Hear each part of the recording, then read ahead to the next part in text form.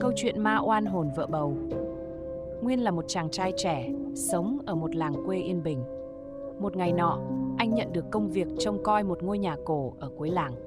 Ngôi nhà đó vốn dĩ thuộc về một gia đình giàu có, nhưng đã bị bỏ hoang sau một tai nạn bi thảm.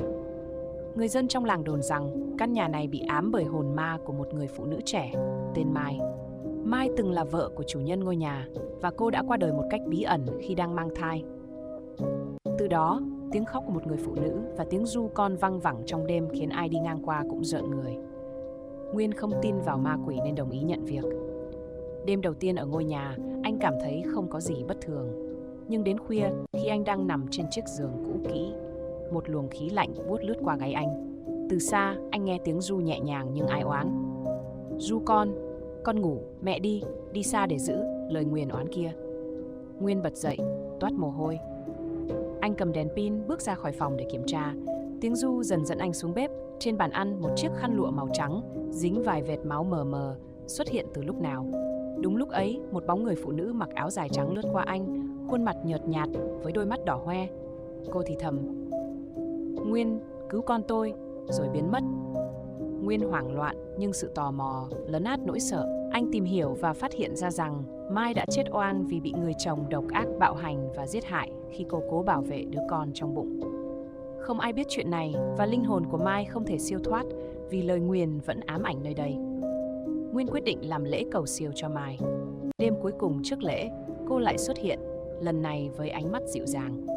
"Cảm ơn cậu", cô nói, rồi tan biến thành ánh sáng.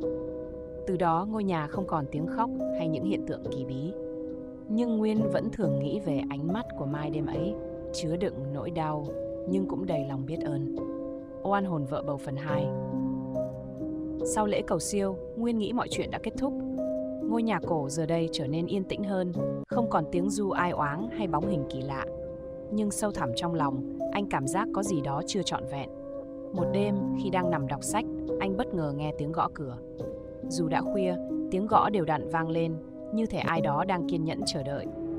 Nguyên mở cửa nhưng không thấy ai. Bất ngờ, một luồng gió lạnh thổi qua, mang theo mùi hoa nhài, thoang thoảng.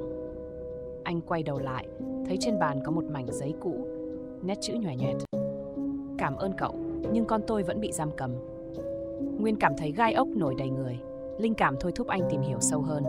Anh bắt đầu lục lọi ngôi nhà và phát hiện ra một căn hầm bí mật dưới sàn bếp. Trong bóng tối mờ mịt của căn hầm, một chiếc hộp gỗ nhỏ được giấu kỹ. Khi mở hộp, anh thấy một chiếc vòng tay nhỏ bằng bạc có khắc chữ "Con yêu" và một mảnh vải lụa trắng như của trẻ sơ sinh nhưng đã nhuốm máu khô. Cùng lúc, tiếng khóc của trẻ sơ sinh vang lên, nhỏ nhưng rõ ràng. Nguyên rùng mình, ánh đèn pin trong tay chập chờn, bóng tối dường như đang siết lấy anh. Từ trong góc hầm, một bóng hình trẻ con lờ mờ hiện ra, đôi mắt ngây thơ nhưng buồn bã. Nó giơ tay như muốn cầu cứu. Nguyên lập tức đóng chiếc hộp lại, cảm giác nặng trĩu trong lòng. Anh quyết định đem chiếc hộp lên chùa để nhờ các nhà sư làm lễ giải thoát. Trên đường đi, Nguyên cảm giác như có đôi mắt đang dõi theo mình, nhưng anh không quay lại.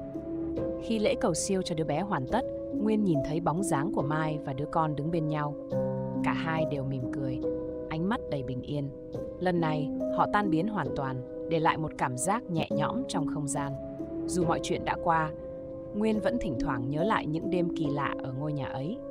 Anh hiểu rằng, đôi khi giúp một linh hồn tìm được bình yên cũng là cách để mình đối diện với sự sợ hãi và lòng nhân ái. Oan hồn vợ bầu phần 3. Mọi thứ có vẻ đã lắng xuống sau lễ cầu siêu cho Mai và đứa con. Nhưng Nguyên vẫn không thể quên được cảm giác kỳ lạ mà anh đã trải qua. Anh quay lại ngôi nhà cổ, chỉ còn một mình, để tiếp tục công việc chăm sóc nó. Dù đã không còn tiếng khóc hay hiện tượng lạ lùng nào, nhưng một cảm giác không yên tâm vẫn luôn đeo bám anh. Một đêm nọ, khi đang dọn dẹp phòng khách, Nguyên bất ngờ nghe thấy tiếng bước chân nhẹ nhàng từ trên lầu. Anh nghĩ có thể là gió, nhưng tiếng bước chân đó rõ ràng và gần như đều đặn. Nguyên quyết định lên tầng kiểm tra. Khi anh bước vào phòng ngủ, một luồng khí lạnh tỏa ra từ cửa sổ mở rộng. Nhưng điều kỳ lạ là trên chiếc giường có một chiếc gối mới tinh đặt ngay ngắn, như thể ai đó vừa ngủ dậy. Nguyên nhìn quanh không thấy ai. Bất ngờ, bóng đèn trên trần chớp tắt, rồi lại sáng lên. Trong chớp mắt, anh nhìn thấy một bóng dáng mờ ảo đứng bên cửa sổ. Đó là một người phụ nữ, mái tóc dài xõa xuống, khuôn mặt buồn bã. Nhưng lần này không phải Mai mà là một người phụ nữ khác, có vẻ giống như người mẹ của Mai. Người phụ nữ nhìn Nguyên và khẽ nói: "Cảm ơn cậu đã giải thoát cho con tôi, nhưng tôi chưa thể yên lòng, hãy giúp tôi." Sau đó, bóng hình biến mất, để lại chỉ một làn gió lạnh buốt và cảm giác sợ hãi. Nguyên hoang mang, không biết phải làm gì. Anh quyết định tìm hiểu về gia đình của Mai một lần nữa. Qua lời kể của người già trong làng, Nguyên biết rằng người mẹ của Mai đã qua đời từ lâu, nhưng chưa ai biết về mối quan hệ của bà với tai nạn bi thảm đó. Ngày hôm sau, Nguyên đến mộ của mẹ Mai. Trên bia mộ anh nhìn thấy một dòng chữ: "Xin đừng để hồn tôi phải đợi lâu." Nguyên hiểu rằng linh hồn của bà vẫn chưa được siêu thoát và chỉ có thể làm lễ cầu siêu cho bà, mới mong giúp bà tìm được bình yên. Sau khi lễ cầu siêu được thực hiện, ngôi nhà cuối cùng cũng trở nên yên tĩnh. Nguyên cảm thấy nhẹ nhõm, như thể một gánh nặng đã được gỡ bỏ. Từ đó, anh không còn gặp lại bóng dáng của Mai hay người mẹ, nhưng trong lòng anh luôn cảm thấy mình đã giúp được hai linh hồn tìm được sự thanh thản. Oang hồn vợ bầu phần 4. Thời gian trôi qua, ngôi nhà cổ dường như đã hoàn toàn yên ả, không còn hiện tượng kỳ quái nào như trước. Nguyên tưởng rằng mình đã giúp các linh hồn siêu thoát. Nhưng một đêm khuya, khi anh đang ngồi một mình trong phòng khách, một điều bất ngờ lại xảy ra. Đột nhiên, bóng đèn trong phòng tắt phụt rồi lại sáng chớp nhoáng. Nguyên giật mình, đứng dậy và đi về phía cửa sổ. Nhưng khi anh nhìn ra ngoài, không thấy gì bất thường. Đang định quay lại, anh bỗng nghe thấy tiếng thì thầm nhẹ, như có ai đó đang gọi tên mình. Nguyên quay lại, không thấy ai. Anh nhìn quanh, cảm giác bất an dâng lên trong lòng. Nhưng rồi một bóng người xuất hiện ngay trong tầm mắt anh. Đó là một người phụ nữ, không phải Mai hay người mẹ của cô, mà là một người đàn bà trung niên với khuôn mặt ảm đạm, đôi mắt thâm quầng. "Cậu là người đã giúp họ, phải không?" Người phụ nữ hỏi với giọng khàn đặc. Nguyên lùi lại, cảm giác rợn người. "Ai là bạn?" Anh hỏi, cố gắng giữ bình tĩnh. "Ta là bà của Mai. Ta đã chết trước khi tai nạn xảy ra. Không ai biết ta còn sống, chỉ có thể nhìn con gái ta đau đớn từ nơi này." Người phụ nữ nói, ánh mắt đầy buồn bã. Nguyên không thể tin vào những gì mình vừa nghe. Bà muốn gì?" "Con tôi đã được giải thoát, nhưng tôi không thể yên lòng. Tôi vẫn phải canh chừng, không thể siêu thoát vì đã bỏ lỡ cơ hội giúp đỡ con gái."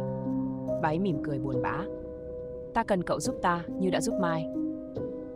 Nguyên đứng lặng người. Anh không muốn tiếp tục đối mặt với các linh hồn này nữa. Nhưng anh hiểu rằng bà đã phải chịu đựng quá lâu. Anh quyết định giúp đỡ bà như đã làm với Mai và con gái bà. Cả đêm đó, Nguyên đã thắp hương và làm lễ cầu siêu cho bà. Khi lễ xong, bóng hình của người phụ nữ mờ dần, để lại một làn gió nhẹ nhàng. Sáng hôm sau, Nguyên thức dậy, cảm thấy nhẹ nhõm hơn bao giờ hết. Những linh hồn ấy cuối cùng đã được giải thoát và ngôi nhà cổ trở lại sự tĩnh lặng mà anh từng mong đợi. Những hiện tượng tâm linh không còn nữa và Nguyên cảm nhận rằng mình đã hoàn thành một sứ mệnh, dù đầy rủi ro nhưng cũng đầy ý nghĩa. Oan hồn vợ bầu phần 5. Một thời gian dài sau khi giúp các linh hồn của Mai, đứa con và bà của cô siêu thoát, Nguyên cảm thấy cuộc sống đã trở lại bình yên. Ngôi nhà cổ không còn hiện tượng kỳ lạ, không còn những tiếng thì thầm hay bóng hình mờ ảo xuất hiện nữa. Anh nghĩ mình đã có thể tạm quên đi những chuyện ma quái đó và tiếp tục cuộc sống của mình. Tuy nhiên, một đêm khi Nguyên đang ngủ say, anh bỗng thức giấc bởi tiếng gõ cửa nhẹ nhàng. Lạ lùng, anh không nhớ mình đã khóa cửa ra sao, nhưng khi nhìn quanh, ngôi nhà vẫn im lặng.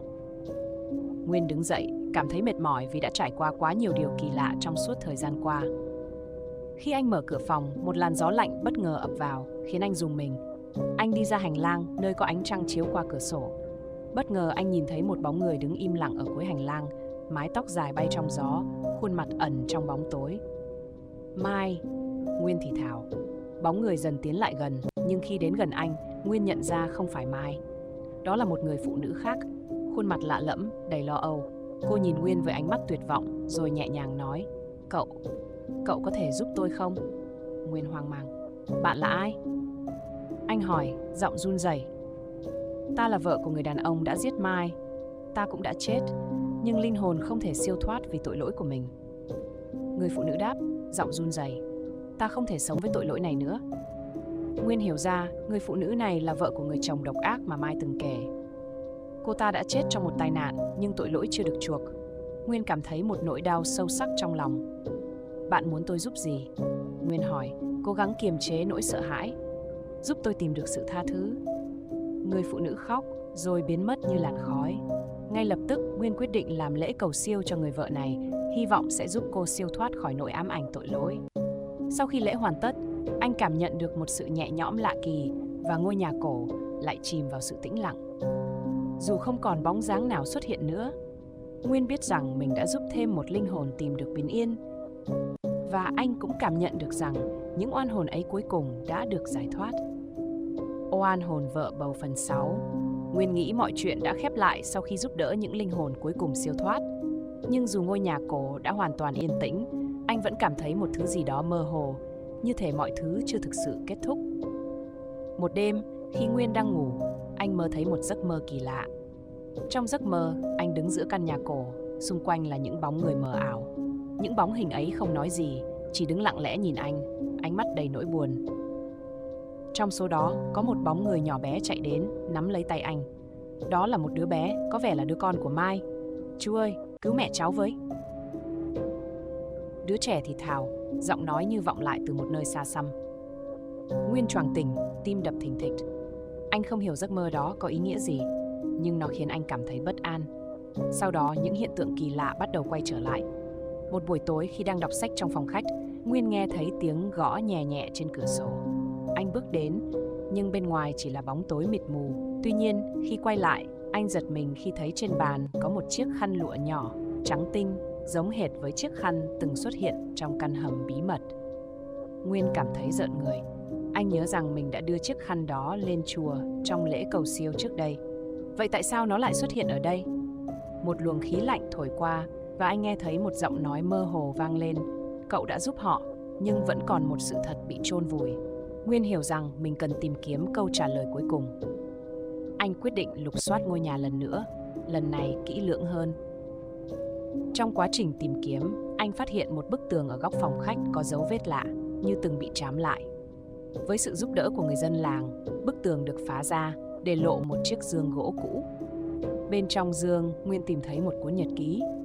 Đọc qua, anh phát hiện sự thật kinh hoàng. Không chỉ Mai bị hại, mà cả một người phụ nữ khác, người từng sống trong ngôi nhà, cũng chịu chung số phận thảm thương dưới tay người chồng độc ác. Linh hồn oan ức của họ vẫn còn vương vấn nơi đây.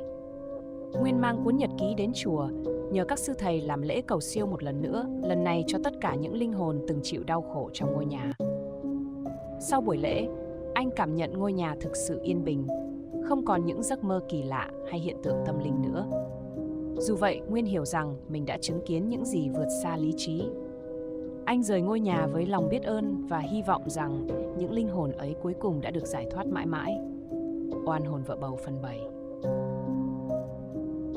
Sau khi rời khỏi ngôi nhà cổ, Nguyên nghĩ rằng cuộc sống của mình sẽ trở lại bình thường. Nhưng có những đêm, khi anh chìm vào giấc ngủ, hình ảnh về ngôi nhà và những linh hồn vẫn lởn vởn trong tâm trí anh. Anh cố gắng quên đi tất cả, nhưng một cảm giác mơ hồ rằng mình chưa hoàn thành sứ mệnh vẫn đeo bám.